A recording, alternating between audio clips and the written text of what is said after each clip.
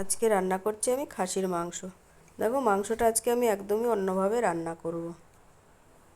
মাংসটা ওদিকে ধুয়ে নিয়েছি, কড়াই বসিয়ে দিয়েছি। দেখো মশলাগুলো আমি সব শুকনো খোলায় টেলে নেব। টেলে আমি এটা শিলনোড়ায় বেটে নেব, কারণ শিলনোড়ায় বাটাটাই ভালো হয়। দেখো ভাজা হয়ে গেছে, নামিয়ে নিয়েছি। শিলনোড়ায় এবার বেটে নিচ্ছি আমি, ফিনিশ করে বেটে নেব। এদিকে মাংসটা ধুয়ে নিয়েছি, দিয়ে দিচ্ছি সামান্য দই আর বাটা মশলাটা। বাটা মশলাটা দিয়ে দই দিয়ে আমি ভালো করে ম্যারিনেট করে রেখে দেব আধা ঘন্টা। 1 ঘন্টা রাখলে ভালো হয়, আমার কাছে টাইম কম, তাই আমি আধা ঘন্টা রেখে দেব। এরপরে আমি আদা বাটা রসুন বাটাটা দিয়ে দেব, মেখে ঢেকে রেখে দিচ্ছি। আদা রসুনটা বেটে নিচ্ছি, পরে মিশিয়ে দেব আমি। এদিকে কড়াই বসিয়ে দিচ্ছি। আধা ঘন্টা পর ফিরে এসেছি, কড়াই বসিয়ে দিয়েছি। কড়াই গরম হয়েছে, কড়াইতে তেল দিয়ে দিচ্ছি। আমি বেলকলু তেলে মাংসটা রান্না করব। কাচ্চি ঘানি বেলকলু তেল দিয়ে দিচ্ছি। একটা শুকনো লঙ্কা দিয়ে দেবো, 2টো তেজপাতা দিয়ে দেবো, গোটা গরম মশলা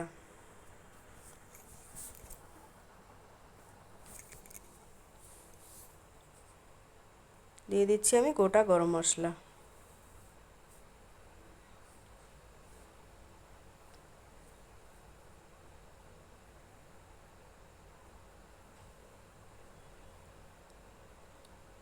মশলাটা ভাজা হয়ে গেছে, আমি এখন দিয়ে দেবো 2টো পেঁয়াজ কেটে রেখেছি।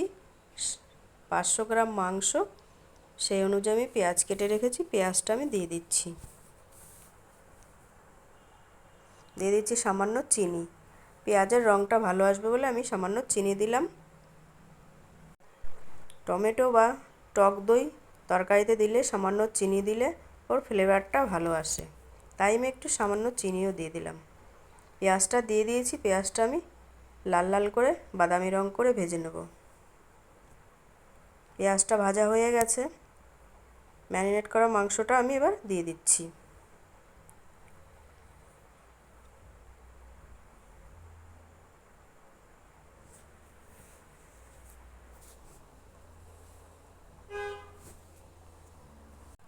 মাংসটা নেড়ে চেড়ে আমি প্রথমে 5 মিনিটের জন্য ঢেকে দেব।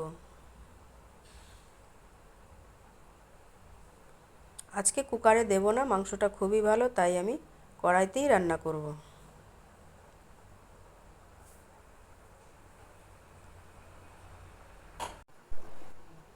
দিয়ে দিচ্ছি পরিমাণ মতো হলুদ, স্বাদ অনুযায়ী লবণ।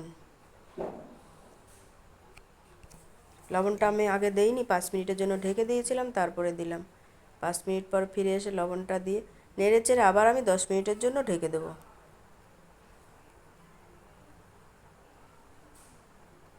লবণটা দিয়েছি, দেখো জল বেরিয়ে গেছে অনেকটাই। 10 মিনিট পর ফিরে এসেছি, আবার আমি ঢেকে দিয়েছিলাম।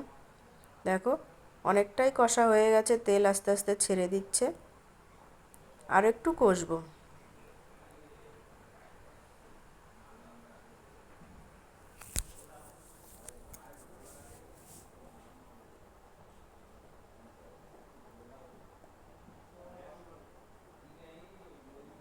দেখো তেল ছেড়ে দিয়েছে পুরোই।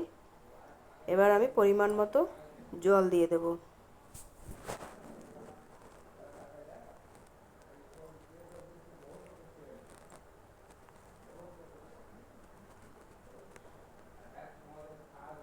পরিমাণ মতো জল দিয়ে দিচ্ছি, দিয়ে আমি ঢেকে দেব। আরও আধা ঘন্টা মাংসটা রান্না হবে। গ্যাসটা আস্তে করে দিয়ে আমি ঢেকে দেব। দেখো আধা ঘন্টা পর ফিরে এসেছি, মাংসটা আমার প্রায় রান্না হয়ে গেছে। তোমরা দেখতে পাচ্ছ ফুটছে, আমি নামিয়ে নিচ্ছি। তোমরা কে কীভাবে বানাও আমাকে কমেন্টে বলো।